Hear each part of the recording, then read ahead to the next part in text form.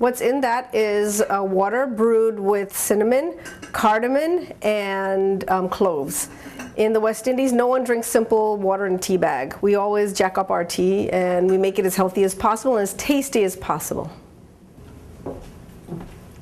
So we're starting with tea, so let's see what it looks like in our tea cup. It's really beautiful colors. You said some cloves. What kind of cloves? Just regular, spiced cloves. In my household, we call it spiced tea. I first made this for my children when they were little at Christmas time, and everybody laughingly calls it Christmas tea in my house now. Okay, so it's always Christmas every day, every week. That's really great, because I know in a lot of times in Europe, in my part of the world, we drink a lot of tea that's brewed, that's not exactly in tea bags, exactly the same way that it's presented here, but nevertheless, we always start with a great cup of tea. You warm up the soul, you warm up the stomach, that's what they always say. So, what are we doing today? Would love to share with you something that we do for breakfast, and I think it would be great for some of the diabetics to kind of learn other options that maybe they're not used to, and then they could also find this in American supermarkets. Have you ever heard of farmer cheese? I've heard of it, I've never had it. So okay. This will be a new experience for me. Well, I think what's really great, it's a cultured cheese, so it's not quite, when you think of cheese and Munster cheese or other cheeses that we're used to for sandwiches, this is more breakfast food, and you mentioned children. That's what we used to do and always do for our children when they're young. And what I think the thought is that when you're fasting for so many hours, the best thing for your stomach is some probiotics that are kind of get within the cheese when you make it. And the way you make this is, the milk has to go bad, and the cream rises, and then we scoop that up, put it in a cheesecloth, and then the longer it sits there, it solidifies.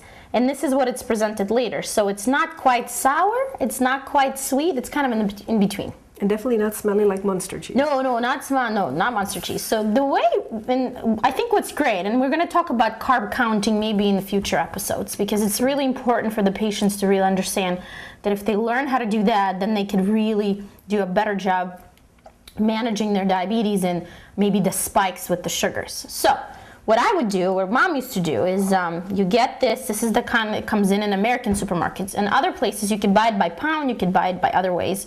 You could buy maybe less than this, but usually this is a good beginning. So you would get a little bit for maybe, this is one portion, but I would probably cook for maybe 1 or 2 people. But since there's quite a few of us, you just get a little bit of cheese, and you place it, and then you just try to make it a little bit softer. It's not very hard. See, the consistency, it's kind of between the cottage cheese and, I don't know, it's not buttery, it's not, I think it's much better feel, and you'll tell me. It has the look of whipped butter. Not no, it quite. Has the look of it, not Try the feel it. of it. Try it before I do all these things. I'll add to it. Let's do this. And then you tell me what you think so far. I like it just the way it is. What do you think? Very nice. Not very salty at all. No. Not grainy at all. In fact, in terms of sodium, it's only 120 milligrams. Excellent. And we could definitely decipher what's good, what's bad, because there's a lot of guidelines of how many. But it's 4 grams of protein per serving, so I think that's a really good thing. Then I would grab a little bit of sour cream. You'll learn a lot of Russian cuisine, we cannot live without our sour cream. Okay. I think it's a magic product. But that's me. It's definitely not something that's typical in Indian cooking. No, I see, because I think it's too many cultured things, and I think we eat a lot of dairy. Maybe that's one of the reasons there's a lot of diabetes in my part of the world too. But there's ways of making it better. So see how I'm just gonna putting it all together, and Mom would do it with a spoon, but I have a fork. So what would be next is you would have a little cracker, or most likely we would have whole wheat or rye bread. And this would be a spreadable paste or spreadable dessert. I like to think of it as dessert because I used to think, oh, I get to eat something sweet for breakfast. So this is not sweet yet. This is completely unsweetened. So you have a couple of options. We talked about sugar substitutes, but if there are some precautions or maybe some reasons you do not like it, because there's a lot of immigrants, they don't consider this sugar. And I completely agree with them because sometimes it takes a little time to get used to it.